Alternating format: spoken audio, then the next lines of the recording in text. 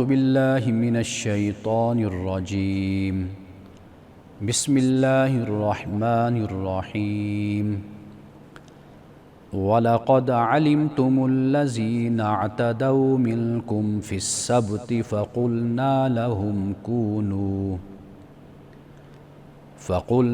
لَهُمْ كُونُوا قِرَدَةً خَاسِئِينَ فَجَعَلْنَاهَا نَكَالًا لِمَا بَيْنَ يَدَيْهَا وَمَا خَلْفَهَا وَمَوْعِظَةً لِلْمُتَّقِينَ صدق اللہ العظیم۔ اور اپنے ان لوگوں کا علم تو تمہیں ہے ہی جنہوں نے سبت کے معاملے میں حدود الہی کی بے حرمتی کی، تو ہم نے ان کو دھتکارا کہ ہو جاؤ ذلیل بندر، تو ہم نے اس کو نمونہ عبرت بنا دیا ان لوگوں کے لیے جو اس کے آگے اور پیچھے تھے، اور اس کو خدا ترسوں کے لیے نصیحت بنایا۔ پروگرام الکلام میں آپ تمام دیکھنے والوں کو خوش آمدید۔ گزشتہ پروگرام میں ہم نے سورۃ البقرہ کی آیت نمبر 62، 63 اور 64 ان 3 آیات پر ہم نے بات کی تھی۔ اب آیت نمبر 65 اور 66 ہمارے سامنے ہے۔ آپ تلاوت اور ترجمے سے اس بات تک پہنچ گئے ہوں گے کہ یہاں پر اللہ سبحانہ وتعالیٰ نے سبت کا ذکر کیا ہے، اور پھر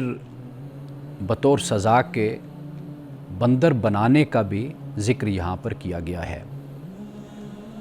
یوم السبت یعنی ہفتے کے روز منع کیا گیا تھا ایک قوم کو کہ اس روز تم نے مچھلیاں نہیں پکڑنی، کوئی کاروبار، کوئی تجارت نہیں کرنی، تو لیکن انہوں نے اللہ تعالیٰ کی نافرمانی کی۔ یعنی نافرمانی کی ایک صورت یہ ہوتی ہے کہ ڈائریکٹ اس کا انکار عملی طور پر کر کے دکھا دیا جاتا ہے۔ ایک صورت اس کی یہ ہوتی ہے کہ چور دروازے پیدا کیے جاتے ہیں اور بنائے جاتے ہیں۔ یعنی مثال کے طور پر اللہ سبحانہ وتعالیٰ نے ہفتے کے روز مچھلیوں کو پکڑنے سے تو منع کر دیا، لیکن انہوں نے اس دن مچھلیاں تو نہ پکڑی، لیکن انہوں نے ایسے راستے اور طریقے اختیار کر لیے کہ ہفتے کی جو مچھلیاں ہیں وہ اکٹھی ہو جاتی تو پھر وہ اگلے دن پکڑ لیا کرتے تھے۔ یعنی اس کا ایک انتظام کر لینا۔ یہ جو تعویل اور یہ جو ایک ہیلہ ہے، اس کو بھی اللہ سبحانہ وتعالیٰ نے پسند نہیں فرمایا۔ لیکن بہرحال اللہ سبحانہ وتعالیٰ امتحان لیتا ہے۔ حضرت آدم علیہ السلام، حضرت حوا کو یہ فرمایا کہ وَلَا تَقْرَبَا هَٰذِهِ الشَّجَرَةَ، اس درخت کے پاس نہیں جانا۔ وہ رب ہے، وہ مالک ہے، وہ بندے کو آزماتا ہے، اس کا امتحان لیتا ہے۔ تو لہٰذا جس چیز سے اللہ سبحانہ وتعالیٰ منع فرماتا ہے، یہ نہیں کہ اس چیز میں کوئی ایسا مسئلہ، کوئی ایشو ہو سکتا ہے، بلکہ وہ بندے کو کسی بات سے اور کسی وجہ سے ہی آزماتا ہے۔ اب یہ جو یوم السبت ہے یا اصحاب السبت، یہ قوم، اس کا ذکر قرآن مجید میں 1-2 اور مقام پر بھی آیا۔ میں چاہتا ہوں کہ میں وہ بھی آپ کے سامنے رکھوں، اس لیے کہ صرف یہ نہیں کہ اللہ سبحانہ وتعالیٰ نے یہ کہا کہ تم بندر بن جاؤ پھٹکارے ہوئے، بلکہ ایک مقام پر خنزیر کا بھی ذکر آتا ہے، یعنی خنازیر۔ ہم ان 1-2 مقام پہ ہم پڑھتے ہیں، اس سے بات زیادہ واضح ہو جائے گی کہ اللہ سبحانہ وتعالیٰ نے یہ جو سورۃ البقرہ میں فرمایا، یہ اس کا پس منظر کیا ہے اور یہ کیا فرمایا جا رہا ہے۔ سورۃ الاعراف میں یہ فرمایا ہے کہ وَاسْأَلْهُمْ عَنِ الْقَرْيَةِ الَّتِي كَانَتْ حَاضِرَةَ الْبَحْرِ إِذْ يَعْدُونَ فِي السَّبْتِ إِذْ تَأْتِيهِمْ حِيتَانُهُمْ شُرَّعًا يَوْمَ سَبْتِهِمْ شُرَّعًا وَيَوْمَ لَا يَسْبِتُونَ لَا تَأْتِيهِمْ كَذَلِكَ نَبْلُوهُمْ بِمَا كَانُوا يَفْسُقُونَ وَإِذْ قَالَتْ أُمَّةٌ مِّنْهُمْ لِمَ تَعِظُونَ قَوْمًا اللَّهُ مُهْلِكُهُمْ أَوْ مُعَذِّبُهُمْ عَذَابًا شَدِيدًا قالوا معذرۃ الی ربکم ولعلہم یتقون۔ اب یہاں پہ یہ فرمایا ہے کہ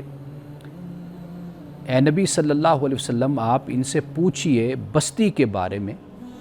کہ جس کے جو رہنے والے تھے اس بستی کے، وہ ایک دریا کے کنارے پر وہ رہتے تھے، وہ بستی دریا کے کنارے پہ واقع تھی۔ جب وہ سبت کے معاملے میں حد سے بڑھ گئے کہ ان کے پاس سبت کے دن مچھلیاں آتی اور بہت زیادہ آتی، اور جب سبت کے علاوہ دن ہوتا تو اس دن مچھلیاں نہیں آیا کرتی تھی، یعنی یہ ایک امتحان کی صورت بن گئی۔ جیسے صحابہ کرام رضوان اللہ تعالیٰ علیہ مجمعین کہتے ہیں کہ جب ہم حالت احرام میں ہوتے تو اس وقت ہمارے طرف جانور زیادہ آتے تھے، یعنی جن کو شکار کیا جا سکتا تھا، لیکن چونکہ ہم حالت احرام میں ہوتے تھے تو لہٰذا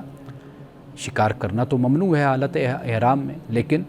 ایک آزمائش اور امتحان کے لیے جانوروں کا زیادہ ہماری طرف آنا ہوتا تھا۔ تو یہی صورتحال کہ سبت کے دن مچھلیاں اچھل اچھل کر سامنے آتی، لیکن جب سبت کا دن نہیں ہوتا تھا تو اس دن مچھلیاں بھی نہیں آتی تھیں۔ تو فرمایا کذالک نبلوہم بما کانوا یفسقون، اس طرح ہم نے ان کو آزمایا بسبب اس کے کہ یہ لوگ فسق کرتے تھے۔ اب یہاں پر آپ دیکھ لیجئے کہ اللہ سبحانہ وتعالیٰ نے ان کے اس کردار کو بیان کیا ہے اور یہ بتایا ہے کہ یہ اللہ تعالیٰ کی حدود کو، احکام کو توڑنے والے لوگ تھے، یعنی ان کے اندر سرکشی تھی۔ اور اسی طریقے سے ایک اور مقام پر اللہ پاک نے یہ فرمایا سورۃ المائدہ میں قُلْ هَلْ أُنَبِّئُكُم بِشَرٍّ مِّن ذَلِكَ مَثُوبَةً عِندَ اللَّهِ مَن لَّعَنَهُ اللَّهُ وَغَضِبَ عَلَيْهِ وَجَعَلَ مِنْهُمُ الْقِرَدَةَ وَالْخَنَازِيرَ وَعَبَدَ الطَّاغُوتَ أُولَٰئِكَ شَرٌّ مَّكَانًا وَأَضَلُّ عَن سَوَاءِ السَّبِيلِ۔ فرمایا کہ اے نبی صلی اللہ علیہ وسلم آپ کہہ دیجئے کہ کیا میں تم کو بتاؤں کہ اللہ کے نزدیک اس سے بدتر بدلہ پانے والے کون ہیں؟ فرمایا وہ جس پر اللہ نے پھٹکار کی اور اس پر ناراض ہوا، اور ان میں سے بندر اور سور بنائے، اور وہ جس نے شیطان کی پرستش کی،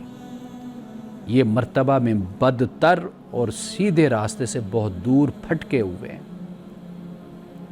اب یہ دیکھ لیجئے کہ یہاں پر اللہ سبحانہ وتعالیٰ نے بندر کے ساتھ خنزیر کا ذکر کیا۔ اب اس کے بارے میں دو آراء ہمارے سامنے ہے۔ ایک تو رائے یہ ہے کہ اللہ سبحانہ وتعالیٰ اس پر بھی قادر ہے کہ وہ ایک خاص قوم، ایک خاص نسل، ایک خاص دور کے اور خاص جگہ کے جو لوگ تھے، وہ اپنی نافرمانی اور سرکشی میں اس حد تک پہنچے کہ اللہ سبحانہ وتعالیٰ نے ان کی صورتوں کو بگاڑ دیا،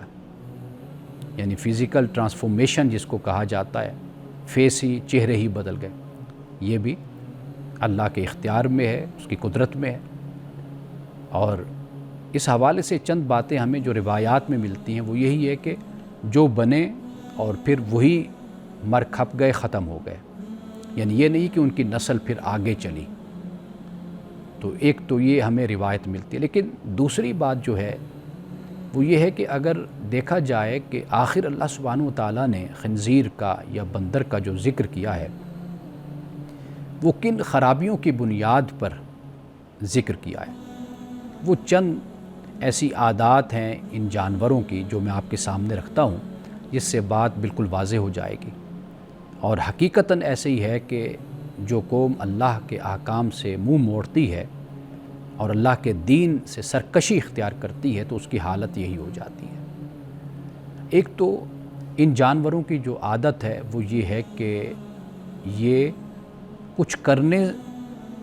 سے پہلے سوچتے نہیں ہیں، یعنی یہ صرف ایک کام کرتے ہیں، لیکن اس کام کا کرنا آیا کہ یہ درست ہے یا درست نہیں ہے، یہ نقصان میں ہے یا فائدے میں ہے، اس کے نتائج کیا ہوں گے، کانسیکوینسز ہوں گے، یہ اس سے بالکل ہی بے پرواہ ہوتے ہیں۔ یعنی آپ بندر کو دیکھ لیجئے، یعنی وہ انسان کے لیے تعلیم اس بات کی ہے نا، اللہ نے انسان کو عقل دی ہے، انسان سوچتا ہے، دیکھتا ہے کہ پہلے سوچو پھر بولو پھر کچھ کرو۔ تو انسان کی جو بندر ہے یا خنزیر، ان کی حرکات کو اگر دیکھا جائے تو اس میں جو سوچنے کا عمل تو بالکل ہے نہیں، عقل کی بات تو بالکل ہے نہیں، بس اچھل کود ہے۔ ایک تو یہ بات ہے۔ دوسری بات جو بیان کی جاتی ہے وہ یہ ہے کہ ان کا جو قوت بہیمیہ یا شہوانیہ جس کو کہا جاتا ہے اس کی طرف بہت زیادہ رجحان، یعنی اس میں زیادتی، ہر وقت اس کی خواہش، یہ جو عمل ہے، یہ جو فعل ہے، یہ چونکہ ان جانوروں میں بہت زیادہ ہے تو یہ دوسری بات ہو جاتی ہے۔ اور تیسری بات جو ہے وہ ہے نقل، یعنی اگر آپ بندر کو دیکھیں تو اس میں نقل کرنے، یعنی جسے ہم کہتے ہیں کہ ایک اصل انسان کے اندر ہوتی ہے کہ انسان جینون کام کرتا ہے، بنیادی کام کرتا ہے، تو ان جانوروں میں ہم دیکھتے ہیں کہ یہ صلاحیت بھی ان میں نہیں ہوتی۔ وقفے کے بعد مزید اسی نقطے پہ ہم بات کرتے ہیں۔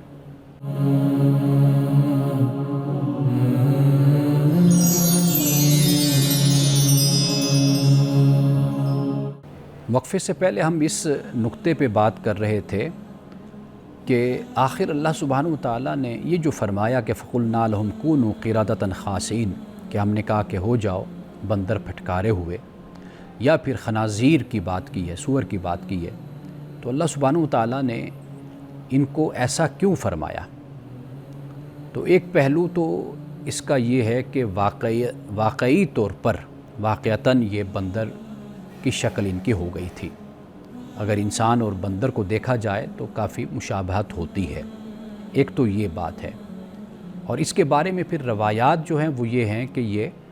اسی نسل کے ساتھ یہ معاملہ تھا، اسی جگہ پر تھا، پھر اس کے بعد ان کا خاتمہ ہو گیا، یعنی یہ مر کھپ گئے۔ دوسری رائے یہ ہے کہ جب اللہ یہ فرماتا ہے کہ ہم نے کہا کہ ہو جاؤ پھٹکارے ہوئے بندر، تو اس سے مراد کیا ہے؟ یعنی معنوی طور پر، حقیقی طور پر یا باطنی طور پر کہ جو ان کی برائیاں ہیں، ان کے جو خصائل ہیں اور ان کی جو عادتیں ہیں وہ اس قوم کے اندر پیدا ہو گئی، اور یہ پیدا ہو بھی جاتی ہیں۔ اللہ سبحانہ وتعالیٰ نے یہ فرمایا۔ جب اللہ یہ فرماتا ہے کونو، تو اس سے مراد یہ نہیں صرف ہوتا کہ بھئی جیسے فرمایا تو ویسے وہ ہو گئے، یعنی اس سے مراد ایک قوم وقت بیتنے کے ساتھ ساتھ ان مشکلات کا اور ان عادات کا شکار بھی ہوتی چلی جاتی ہے اور زوال پذیر بھی ہوتی چلی جاتی ہے۔ جیسے میں نے بیان کیا کہ ان جانوروں کے اندر ایک بات یہ ہے کہ یہ قوت شہوانیہ بہیمیہ جس کو کہتے ہیں کہ جنسی خواہش، اس کا بہت زیادہ غلبہ اور اس کی بہت زیادہ زیادتی یہ ان کے اندر موجود ہے۔ اور وہ لوگ کہ جو خدا کے احکام سے، وہ قومیں جو خدا کے احکام سے دور ہو جاتی، جو فطرت کے مطابق ہیں، تو ان میں یہ برائی غالب آ جاتی ہے۔ اللہ کا جو حکم ہے وہ روکتا ہے۔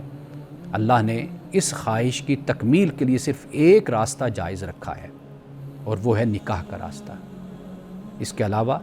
سب راستے حرام اور ناجائز ہیں، اس سے اللہ نے منع کر دیا۔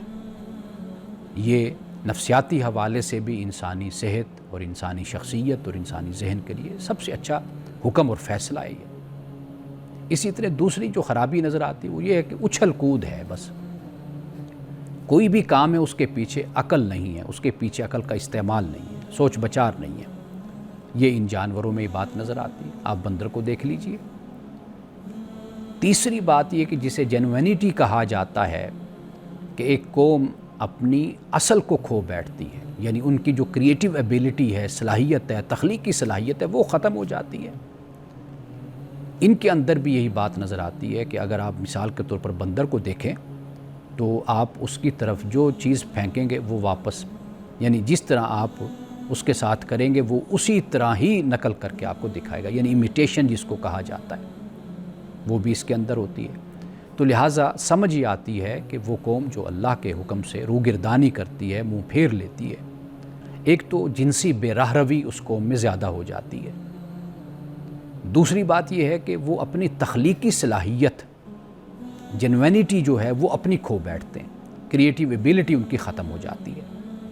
تیسری بات جو ہے وہ یہ ہے کہ جو سوچ بچار ہے، عقل کا استعمال ہے، عقلی صلاحیت ہے، وہ ختم ہو جاتی ہے۔ واقعی قوم یہود میں ہم یہ دیکھتے ہیں، ان کی تاریخ میں ہم دیکھتے ہیں، ہم اس کو پڑھتے ہیں تو ہمیں معلوم یہی ہوتا ہے کہ تخلیقی صلاحیت ختم ہو گئی، جنسی بیماریاں اور برائیاں اور بے راہ روی بہت زیادہ ہو گئی۔ تیسری بات ان میں جو نظر آتی ہے وہ عقل کا استعمال ہے کہ وہ بالکل نہ رہا، تو عقل پھر بھی کسی نہ کسی سطح پر انسان کو درست فیصلے کی طرف انسان کو لاتی ہے، بتاتی ہے۔ وہی اس سے اوپر کا درجہ ہے۔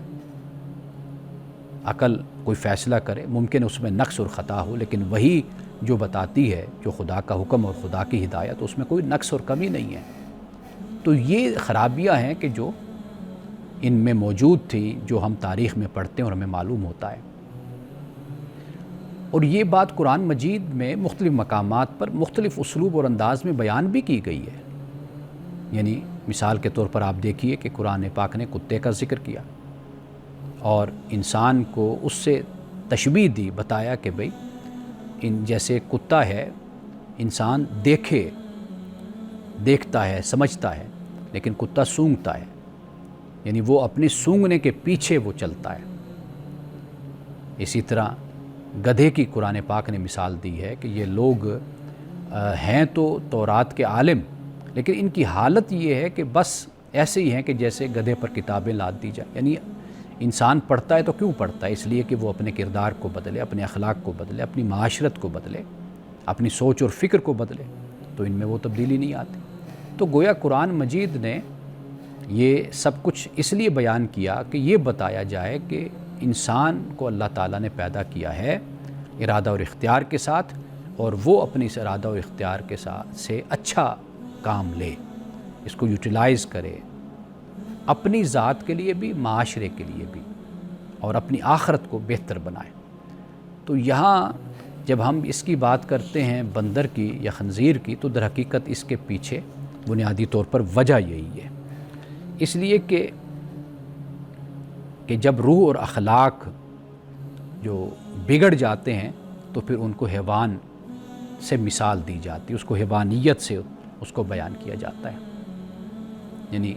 قرآن مجید اس بات کو بیان کرتا ہے نا کہ قیامت کے دن ان کو پینے کے لیے پیپ دی جائے گی، خون دیا جائے گا، یہ در حقیقت کیا ہے؟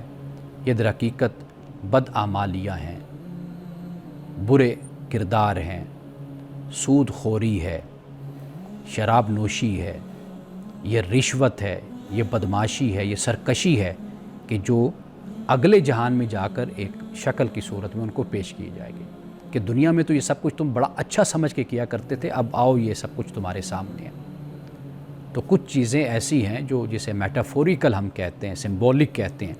قرآن پاک اس کو اس انداز سے بیان کر کے ہمیں در حقیقت گناہ سے نفرت کرواتا ہے کہ ہم گناہ سے نفرت کریں۔ تو لہٰذا یہ بات بالکل واضح ہو گئی۔ اب اس کے بعد آئیے تو فرمایا کہ ہم نے یہ جو ان کو بنایا ہے یہ کیا ہے؟ نکال ہے،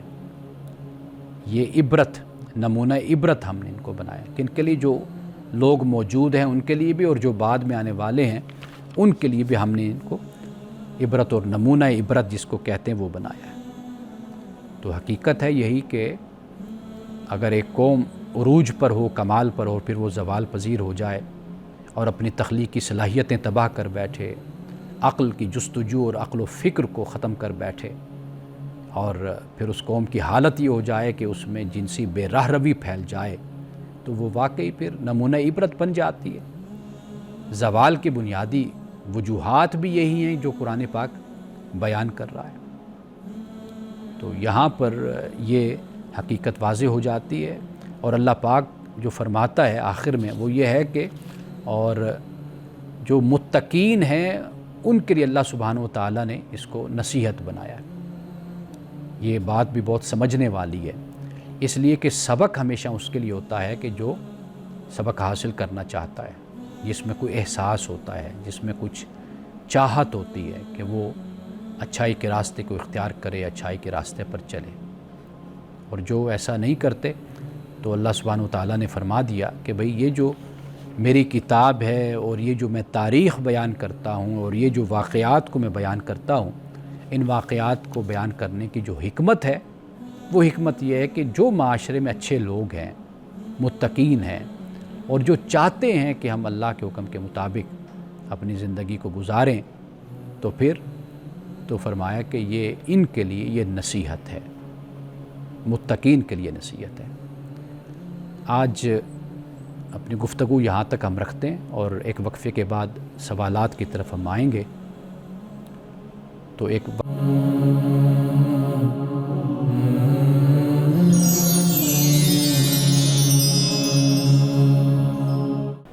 سوال میرے پاس نوجوانوں کے حوالے سے ہے کہ جدید نوجوان کے لیے، یعنی جو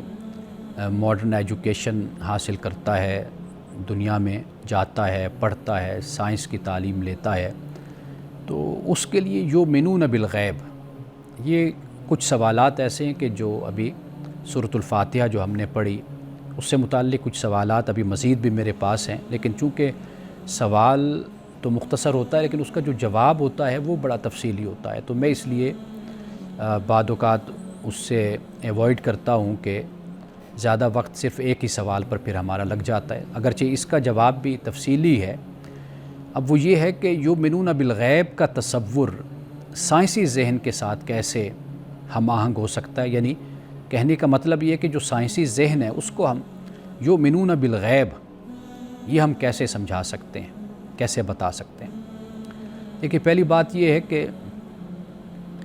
کہ اگر ایک بات طے کر لی جائے نا، وہ یہ ہے کہ سائنسی طریقہ کار جو ہوتا ہے اس کی جو بنیاد ہے وہ مشاہدے پہ ہے اور تجربے پر ہے، اور سائنس صرف ان چیزوں کے متعلق معلومات حاصل کر سکتی یا ہمیں بتا سکتی جو مادی دنیا میں قابل مشاہدہ ہوتے ہیں، جن کو آبزرو کیا جا سکتا ہے یا جن کا تجربہ کیا جا سکتا ہے. تو ایک تو یہ چیز ہمیں طے کرنی ہوگی کہ سائنس کا دائرہ کار کیا ہے اور اس کا طریقہ کار کیا ہے، اور جو ایمان بالغیب ہے اس کا تعلق اس دائرے سے ہے کہ جو سائنسی آلات کی پہنچ سے باہر ہیں، یعنی مشاہدہ اور تجربہ جو ہے، اور جو ٹینجیبل اور انٹینجیبل کا فرق بیان کیا جاتا ہے، تو سائنسی آلات کی پہنچ سے باہر یہ ایمان بالغیب ہے. یعنی جیسے ہم جنت کی بات کرتے ہیں، دوزخ کی بات کرتے ہیں، فرشتوں کی بات کرتے ہیں، تاریخی یا اخلاقی جو سچائیاں ہوتی ہیں ان کا تجربہ نہیں کیا جا سکتا، یعنی کوئی لیبارٹری ایسی نہیں بنی کہ جو تاریخی اور اخلاقی جو سچائیاں ہیں ان پر تجربہ کر کے ہمیں بتائے کہ ہاں یہ تاریخی سچائی ہے یا اخلاقی سچائی ہے. اچھا، جو سائنسی ذہن ہے وہ اس بات کو تسلیم کرتا ہے کہ جس چیز کا تجربہ نہیں ہو سکتا لیکن اس کا وجود ممکن ہے، اس کا وجود ممکن ہے. یعنی انسان کے اندر روح ہے، سانس ہے، میں بات کر رہا ہوں تو وہ نظر نہیں آتی، اس کا تجربہ نہیں ہو سکتا لیکن اس کا وجود ممکن ہے. لیکن سائنس نہ تو اسے ثابت کر سکتی ہے اور نہ اسے رد کر سکتی ہے. یعنی ایک حالت یہ بھی تو ہوتی ہے نا کہ جہاں پر آپ اپنے علم کی حد کو جانتے ہیں، آپ کہتے ہیں کہ یہاں تک تو میں اس بات کا علم رکھتا ہوں لیکن اس کے بعد کا مجھے پتہ نہیں ہے. ایک یہ بھی صورت بنتی ہے. سائنسدان جو صحیح یعنی جو اونیسٹ رائے اس کی ہوگی وہ یہی ہوگی کہ وہ غیب کو رد نہیں کر سکتا، جو انویزیبل ہے، جو نظر نہیں آتا اس کو رد نہیں کر سکتا. لیکن غلط ثابت کرنے کا بھی اس کا کوئی ثبوت نہیں ہے اور کوئی طریقہ بھی نہیں ہے. تو یہ دو باتیں یعنی اس کو ہمیں سمجھنی چاہیے کہ سائنسدان غیب کو رد بھی نہیں کر سکتا اور غلط ثابت کرنا وہ بھی اس کے اختیار میں نہیں، اور اس کے پاس کچھ ایسا طریقہ نہیں ہے کہ وہ اس کو کوئی غلط ثابت کر سکے. اور پھر اس سے جو بات سمجھ آتی وہ یہ ہے کہ غیب علم کے ایک مختلف ذریعے کے ذریعے سمجھ آتا ہے، ایک مختلف میڈیم ہے. وہ کیا ہے؟ وہ وحی ہے. اور یہ سائنسی دائرے سے متصادم نہیں ہے. جو پہلے میں نے بات کی وہ بات میری آپ ذہن میں رکھیے. یعنی یہ دو متوازی ہے، سائنس اپنی جگہ پر اور جو وحی ہے، علم غیب ہے وہ اپنی جگہ پر ہے. یہ ایک دوسرے کی یہ نفی نہیں کر سکتے، نہ نفی یہ کرتے ہیں. تو اور یہ بھی یاد رکھیے کہ یؤمنون بالغیب کا جو مطلب ہے غیب پہ ایمان لانا یا غیب میں ایمان لانا، ہم اس پر بڑی تفصیل کے ساتھ بات کر چکے ہیں. تو اس کا مطلب ہرگز یہ نہیں کہ عقل کو معطل کر دیا جاتا ہے، بلکہ عقل کو معطل نہیں کیا جاتا، یعنی قرآن نے غیب پہ جو ایمان کی دعوت دی ہے وہ دلائل کے ساتھ دی ہے، خدا کی ذات پر بھی دلائل دی ہیں، اور یہ ساری کائنات، بلکہ قرآن تو یہ کہتا ہے کہ بھئی تم وفی انفسکم افلا تبصرون، کہ تم اپنے میں بھی تو غور کر کے دیکھو نا، اپنے آپ کو دیکھو، تمہارے اندر ایک پورا جہان ہے اور ایک باہر پورا جہان ہے، تو اس میں غور و فکر کرو، اس کو دیکھو، اپنے آپ پہ غور و فکر کر لو، اپنی ذات کو دیکھ لو۔ تو لہٰذا ایسا نہیں ہے کہ عقل کو معطل کر دیا جاتا ہے، بلکہ عقل اپنی جگہ پہ قائم ہے، اور اس عقل کا استعمال یہی ہے کہ یہ دلائل اور ثبوت کے ذریعے سے خدا کو مانتی ہے اور خدا کو جانتی ہے۔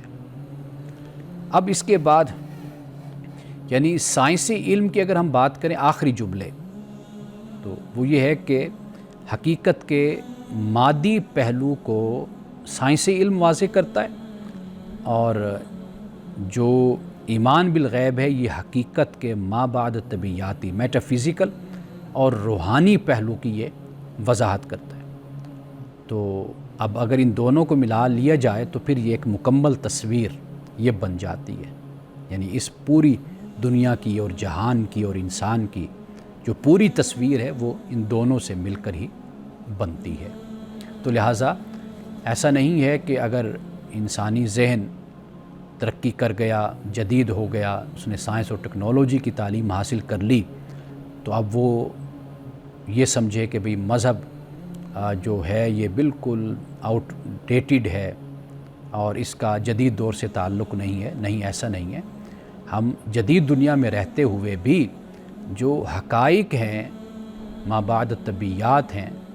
ان کو انسان مانتا بھی آیا ہے اور اب بھی مانتا ہے، اور اس پر بھی دلائل اور اس پر بھی ثبوت موجود ہیں۔ اب اس کے بعد آئیے، اگرچہ سوالات آج کچھ زیادہ مشکل بھی ہیں اور بڑے اہم بھی ہیں، لیکن میں چاہتا ہوں کہ جو ایک دو سوال ہیں کہ جو رسول اللہ صلی اللہ علیہ وسلم کے زمانہ نزول سے متعلق ہیں، اس کا بھی میں جواب عرض کرتا چلوں۔ وہ یہ ہے کہ سورۃ البقرہ کی پہلی آیات کے نزول کے وقت مدینہ کے معاشرتی حالات کیا تھے، یعنی جب قرآن مجید کا نزول ہوا، اور خاص طور پر یعنی سورۃ البقرہ، تو اس وقت اس کا نزول جو ہوا وہ حالات کیا تھے، پس منظر کیا تھا۔ تو اس کے لیے پہلی بات تو یہ یاد رکھیے کہ 4 باتیں، یعنی اس وقت ایک تو رسول اللہ صلی اللہ علیہ وسلم مکہ سے مدینہ آپ تشریف لا چکے تھے، مہاجرین اور انصار ان کو آپ نے بھائی بھائی بنایا تھا، مواخات جس کو ہم کہتے ہیں، اس کا عمل ہو رہا تھا اس وقت، تاکہ نئے ایک معاشرتی اور ریاستی ڈھانچہ جو ہے وہ تیار کیا جا سکے، اس کی بنیاد رکھی جا سکے۔ اجتماعی نظم و ضبط اور اطاعت کے لیے پھر اقامت الصلاۃ، اس کی تاکید پھر کی گئی، کیونکہ مسلمان 5 مرتبہ پھر ایک جگہ پر جمع ہوتے تھے، اور اس سے پھر اپنے سیاسی، عسکری، معاشرتی جو مسائل ہیں وہ ڈسکس بھی ہوا کرتے تھے، اس سے اتحاد، مساوات، نظم و ضبط بھی پیدا ہوتا تھا۔ تو ابھی میں نے ایک نقطے پہ بات کی ہے، تو باقی 3 نقطوں پہ، نکات پہ ہم ایک وقفے کے بعد بات کرتے ہیں۔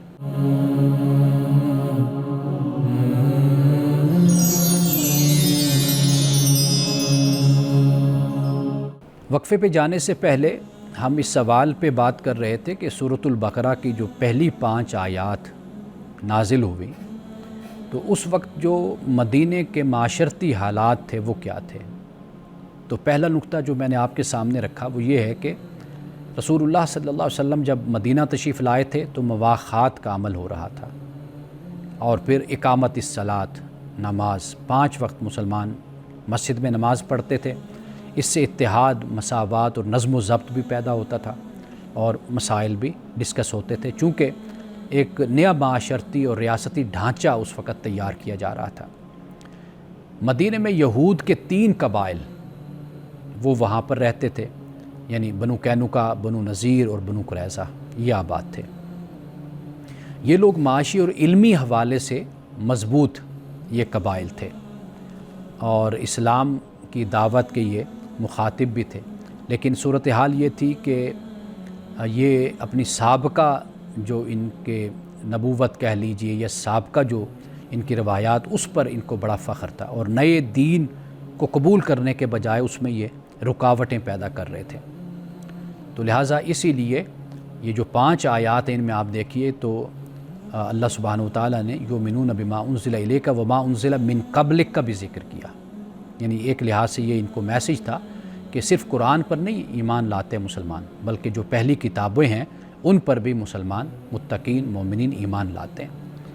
اور تیسرا جو نقطہ ہے وہ منافقین کا ایک بڑا طبقہ وہاں پر موجود تھا، یعنی یہ تیسرا گروہ، بظاہر اپنے آپ کو مومن کہتے تھے لیکن دل سے اس کے انکاری تھے۔ اور پھر متقین کا ذکر کیا گیا، اور پھر اس کے بعد پھر کافروں کا، اور پھر اس کے بعد پھر منافقین کا، اسی کا ہی۔ تو لہٰذا جب ایمان بالغیب کہا تو ان کا اس میں رد ہو گیا، ان لوگوں کا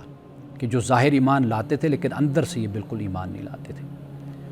اور پھر چوتھی بات جو ہے وہ یہ ہے کہ معاشی اور اخلاقی تربیت کی ابتدا